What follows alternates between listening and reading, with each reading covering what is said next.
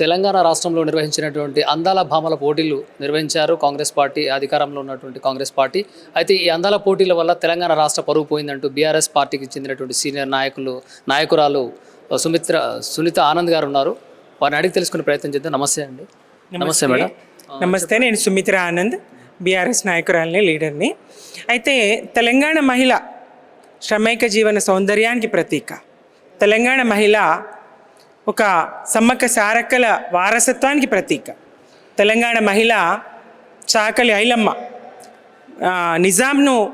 నిజాం బంట్లైనటువంటి జమీందారులను ఎదిరించినటువంటి పోరాట పటిమ కలిగినటువంటి చాకలి ఐలమ్మ వారసత్వం తెలంగాణ మహిళలది. రాణి రుద్రమ్మ వారసత్వం తెలంగాణ మహిళది. అటువంటి తెలంగాణ మహిళ ఎప్పుడు కూడా అందాల పోటీలను కోరుకోదు.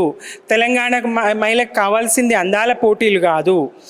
అందాల పోటీల నిర్వహణ తెలంగాణలో జరగడం వల్ల తెలంగాణ మహిళకు ఏ రకంగా మేలు జరిగిందో రేవంత్ రెడ్డి గారు చెప్పగలరా? ఆయన ప్రభుత్వం చెప్పగలదా? మహిళా మంత్రులు చెప్పగలరా? తెలంగాణ మహిళకు తెలంగాణలో అందాల 200 కోట్ల పైచిల్కు ఖర్చు చేసి తెలంగాణలో అందాల పోటీలు నిర్వహించడం వల్ల తెలంగాణ మహిళలకు ఏమన్నా లాభం జరిగిందా? ఏమన్నా మేలు జరిగిందా? చెప్పగలరా ఇది?